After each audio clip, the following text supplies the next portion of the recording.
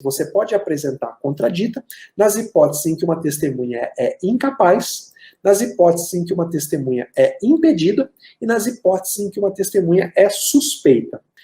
O Código de Processo Civil traz lá no parágrafo 1º do artigo 447, as hipóteses de incapacidade. E essas hipóteses, vocês vão ver, que são hipóteses que inviabilizam a pretensa testemunha ter tido conhecimento dos fatos. Como que ela vai depor sobre fatos que seria impossível ela ter conhecimento? E aí, o primeiro item fala lá, ó, o interdito por enfermidade ou deficiência mental.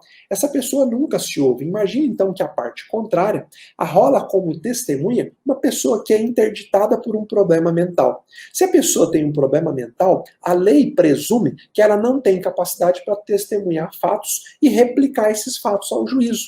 Então essa pessoa está impedida de ser ouvida como testemunha.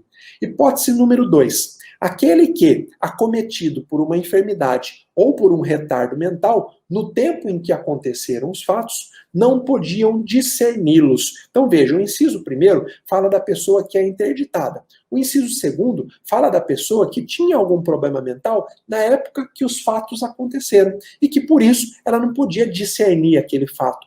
Como que uma pessoa que tinha um problema mental na data do acidente de trânsito vai poder depor em juízo e representar para o juiz o que aconteceu na data do acidente de trânsito? A lei fala que essa pessoa ela é incapaz de prestar um depoimento, tá bom? E a lei também fala que é incapaz de prestar um depoimento, de servir como testemunha, aliás, o cego e o surdo, quando a ciência do fato depender dos sentidos que os faltam.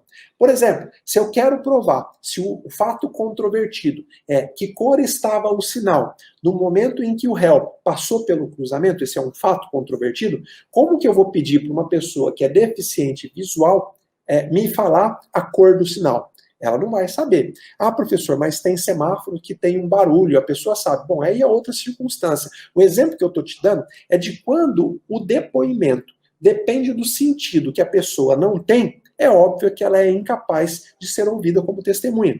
Nós estamos falando aqui das hipóteses de incapacidade. Essas 3 que eu falei para você, o juiz nunca pode abrir uma exceção. Você nunca vai conseguir ouvir, então, um interditado em um depoimento como testemunha, tá? Ele é incapaz de servir como testemunha.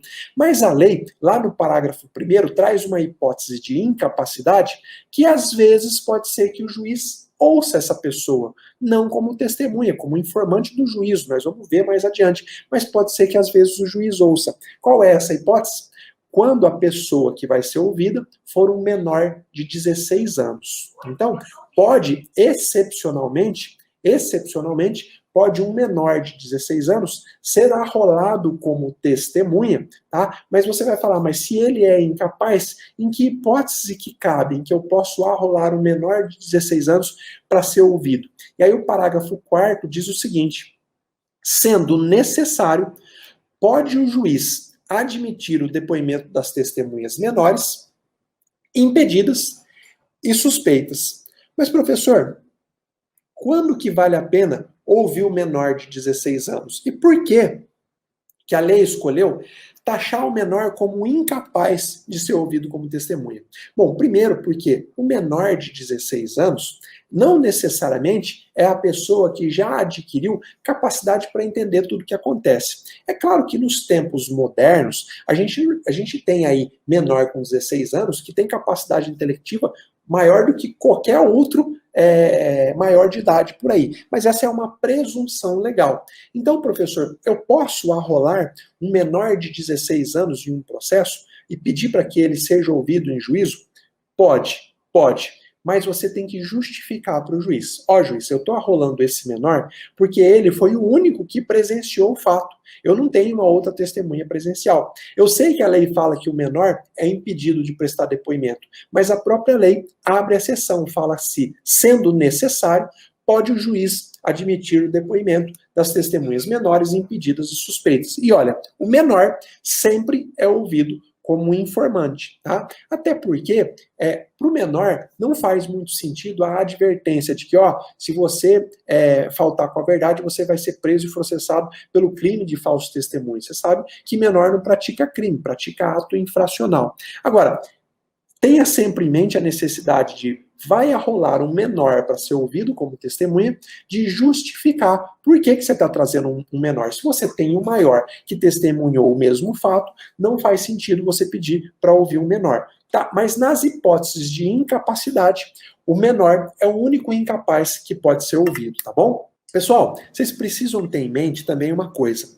As hipóteses de incapacidade são bem raras na prática, tá? Para falar a verdade, eu nunca vi uma alegação de contradita pela incapacidade de uma testemunha. Nunca vi, tá? Então, são casos raros. Agora, você vai ver muito a alegação de contradita pelo impedimento e mais ainda pela suspeição.